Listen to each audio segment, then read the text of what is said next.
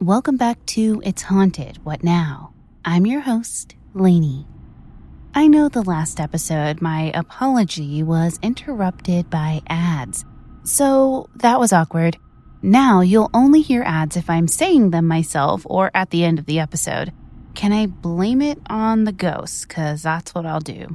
Blame it on the ghosts. I'm also planning a small paranormal conference in New Orleans, Louisiana in October of 2020. If this is something you're interested in attending, please let me know. You can follow me on Facebook or Twitter, Instagram.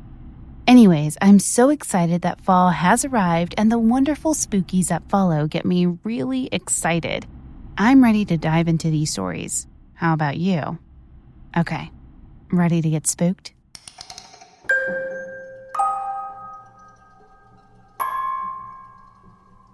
Our first story comes with video evidence of a haunted apartment.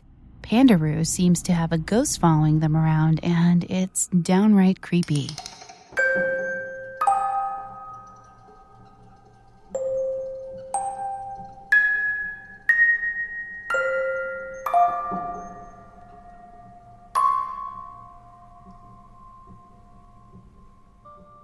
It was ingrained in me that you do what you must when it comes to moving. My dad was a military man, so if we had to move, you pack, you move, you unpack, and that's it. When I got married, that carried over.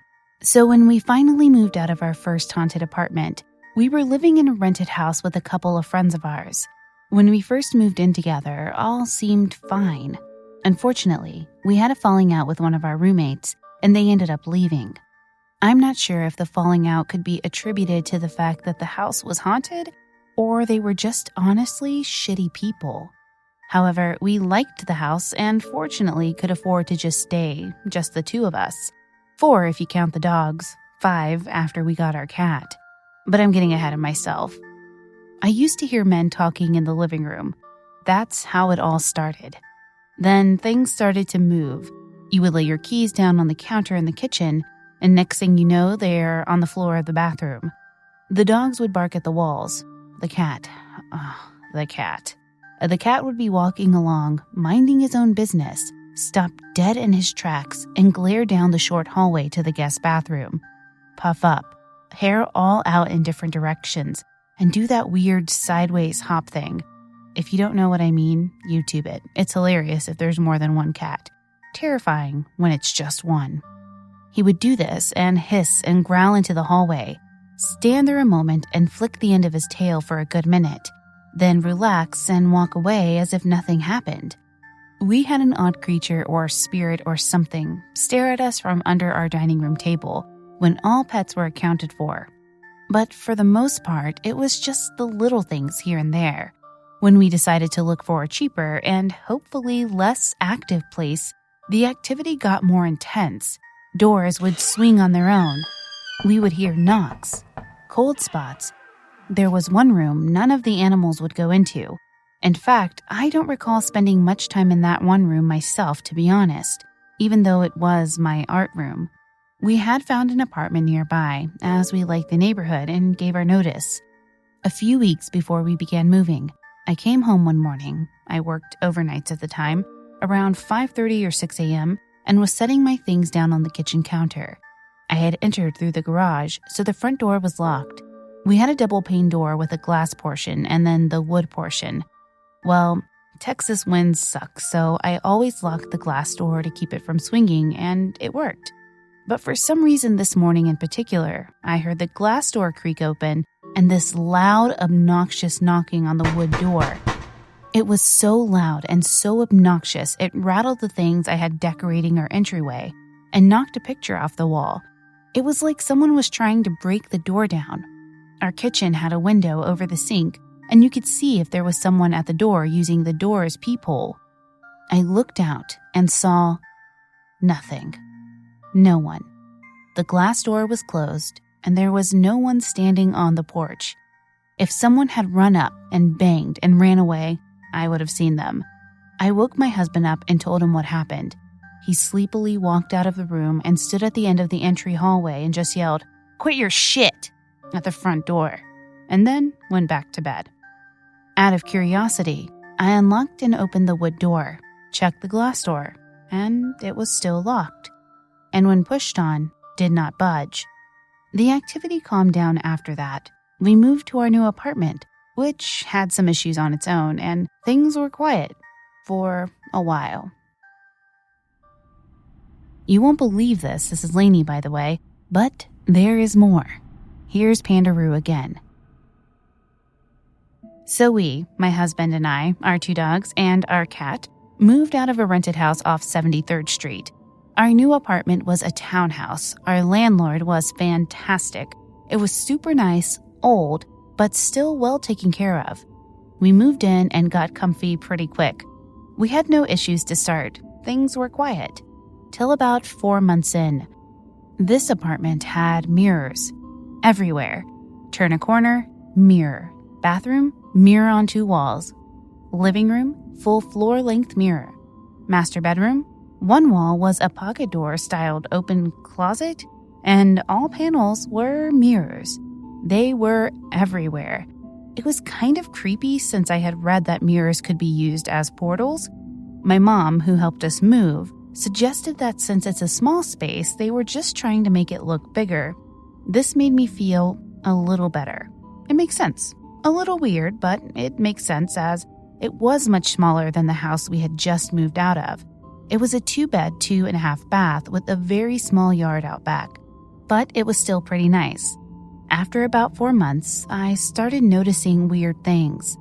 It was a 2-story and the cat loved to play on the stairs. So I would go to the top of the stairs and use a horsewhip to play with the cat all the way up and down the stairs. Snapchat was all the rage. I'm always late to the trend, so it was super new to me. Naturally, I was filming the cat being absolutely adorable when I saw a wispy something float across the screen and then exhale as though it was actually something close to my face, and I was trying to get away. I saw it with my own eyes after seeing it in the video. It disappeared into thin air. I blew it away without thinking. It just kind of happened. One night, my husband and I both heard heavy footsteps coming up the stairs. He thought there was a person in the apartment, so he jumped up, grabbed his flashlight and his gun to find no one on the stairs or in our apartment. We would hear scratching when the animals were all accounted for. Things would move. Things got knocked off the dresser. And now some of it could be attributed to the fact that we had a cat who climbed and was kind of an asshole. But the full body apparition in the front guest bedroom of what looked like a gangster, it was definitely not the cat or dogs. It was broad daylight. I was coming upstairs bringing clean laundry when I felt a weird presence. I stopped halfway up and looked into that room, and standing at about 6 foot, maybe 185 pounds, stood a man in a pinstripe suit wearing a fedora-style hat and heavy black boots, just looking out the window. His back was to me. He was solid, yet kinda see-through, with an odd, billowy outline. Like it wasn't a hard line, it was just like he was blending into the air around him. He turned his head to look over his shoulder. I could see just his mouth. He smirked, dipped his head down like a nod, and vanished. I got a weird cold sensation and heard the name I assumed that was him telling me his name. I stood there on the stairs holding the basket of clean clothes, just staring. The cat came and rubbed against my leg, and I screamed, dropping the basket and watching the cat run down the stairs all puffed up. I think I scared the cat more than anything. We continued to hear heavy footsteps coming up the stairs almost every night. Some nights they would start and my husband would say, "Can you not? We're trying to sleep." And they would stop completely. This, I feel, was not a malicious or malevolent spirit, despite the fact that every now and then we would hear walking upstairs when we were downstairs, and it would give us chills. I'm going to pause the spooky tales so you can hear a word from our sponsors. Lola is a female-founded company offering a line of organic cotton tampons, pads, liners, and all-natural cleansing wipes. Unlike other major brands, Lola products are 100% natural and easy to feel good about. There's no BS, mystery fibers, or doubts about what's going in your body. Plus, Lola products come in a simple, customizable subscription. Lola will deliver exactly what you need and exactly when you need it, which is amazing. The FDA doesn't require brands to disclose a comprehensive list of ingredients in their feminine care products, so most of them don't do it. Lola offers complete transparency about the ingredients found in their tampons, pads, liners, and wipes. The best part about Lola and why I love it so much is that it was founded by women for women. Lola now offers cleansing wipes that are safe for use anywhere on the body. They are the first biodegradable, all-natural wipe of their kind, perfect for a midday refresh, individually packaged and perfect for on the go. Do good with your purchase, so for every purchase, they donate feminine care products to a homeless shelter across the United States. And in fact, I got an extra box of Lola in the mail thanks to them being our ad partners for this episode, and I actually took it to the local women's shelter, and they were really appreciative. So Lola makes your month a little bit easier. Their subscription is fully customizable, so you can choose your own mix of products, a mix of absorbency, number of boxes, and frequency of delivery. Lola's subscription is super flexible. You can change, skip, or cancel your subscription at any time. I love that Lola is delivered right to my door. I don't ever have to go to the store. I'm a person who shops online most of the time, so I love the convenience of having everything come straight to me.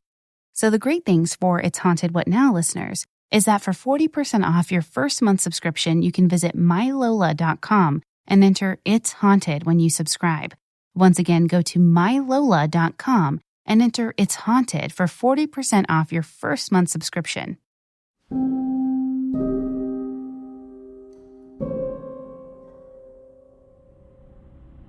Well, the video is pretty weird, and you can see it on our Instagram page. I know for sure that PANDAROO still experiences some paranormal occurrences, so I hope to hear more stories from them. Our final story comes from ChocoWasted, and buckle up because this is nuts.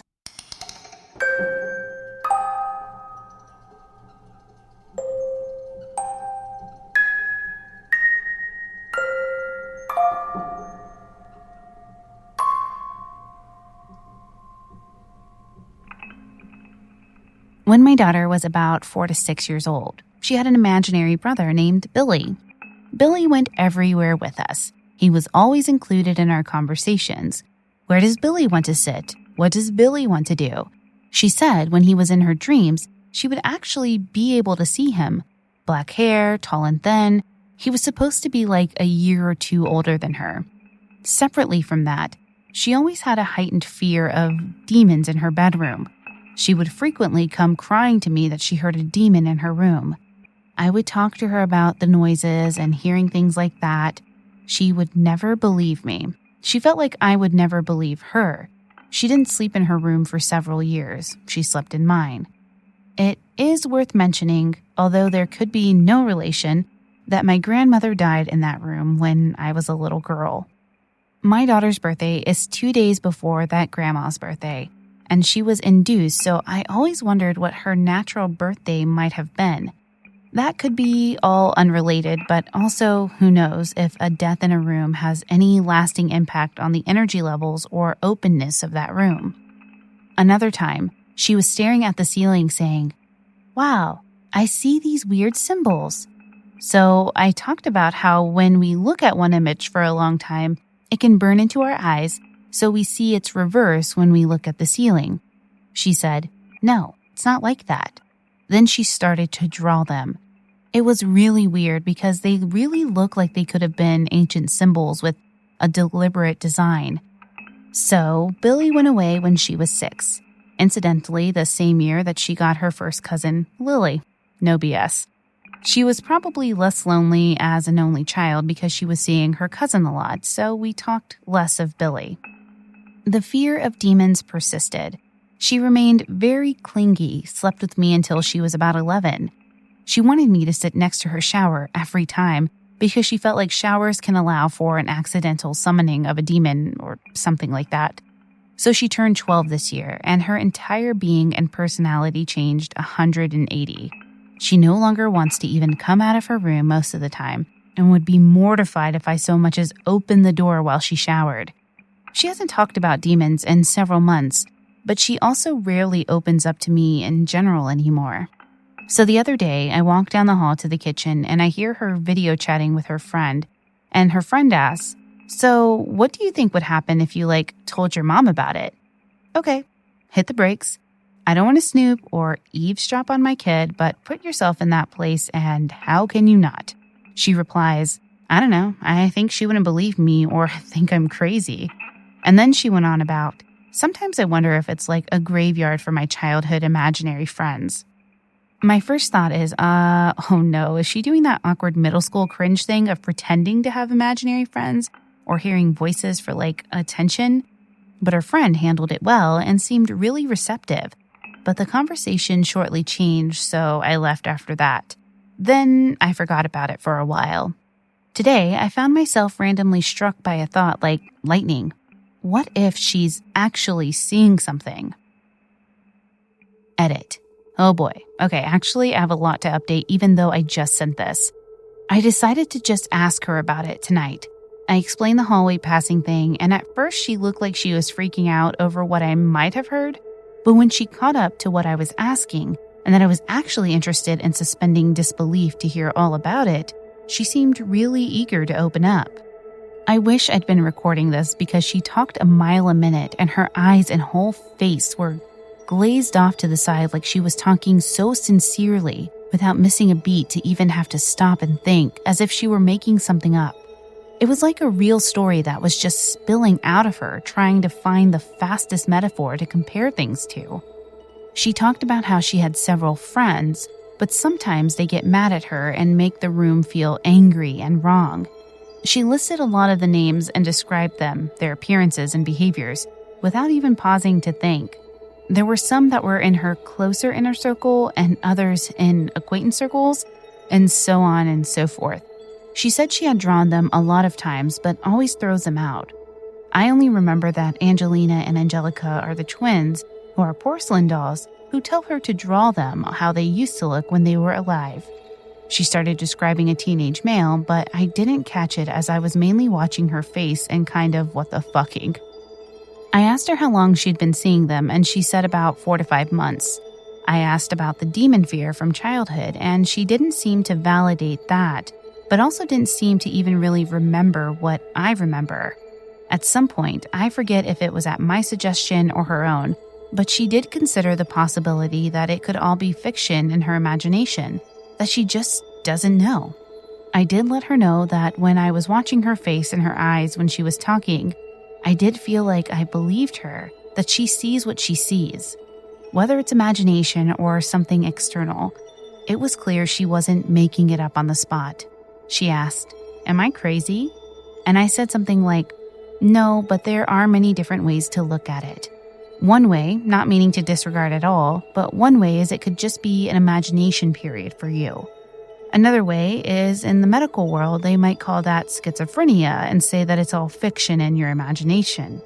In the spiritual world, they might think that you're seeing something that's really there." She just nodded and accepted this range of perspectives to consider.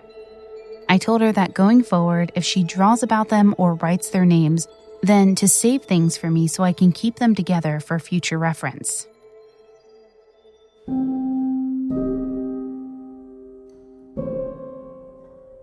Kids are so creepy. That's what I learned from that story, that kids are freaking creepy. Don't like it. Okay, well, that wraps up this episode. If you would like to submit your own spooky tale to be read on the show, head to hauntedpod.com and click on the link to submit your story. Thank you for listening. If you enjoyed this episode, please leave a positive review on Apple Podcasts or your podcast player of choice. It really does help us out. You can find us on Twitter at podcast_haunted, Instagram at It's Haunted What Now, or at hauntedpod.com. Producer for the show and Creepy Tune creator is Nico, who manages We Talk of Dreams. Follow him on Twitter at We Talk of Dreams or visit wetalkofdreams.com. Until next time. Did you hear that?